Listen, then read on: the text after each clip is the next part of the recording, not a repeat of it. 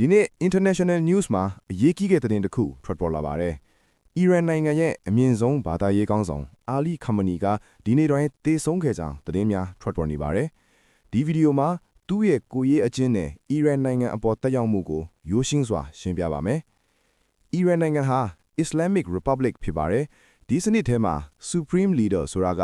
နိုင်ငံတော်ရဲ့အမြင့်ဆုံးအာဏာရှိသူဖြစ်ပါတယ်။သမ္မတထက်တောင်အာဏာပိုများပါတယ်။သူ့ရဲ့အဓိကအာဏာတွေကတော့နံပါတ်1စစ်တပ်ကိုထိန်းချုပ်ခွင့်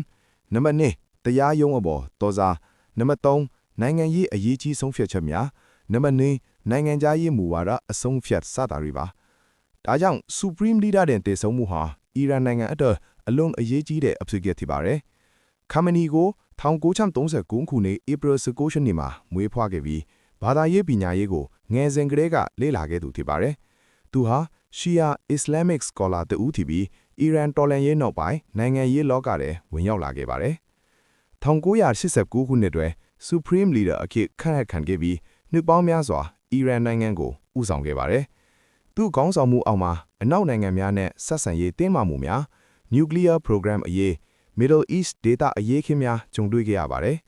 ယခုတည်ဆုံမှုအပြီးစက္ကန့်မဲ့ခေါင်းဆောင်ကို Assembly of Experts ကရွေးချယ်ပါလိမ့်မယ်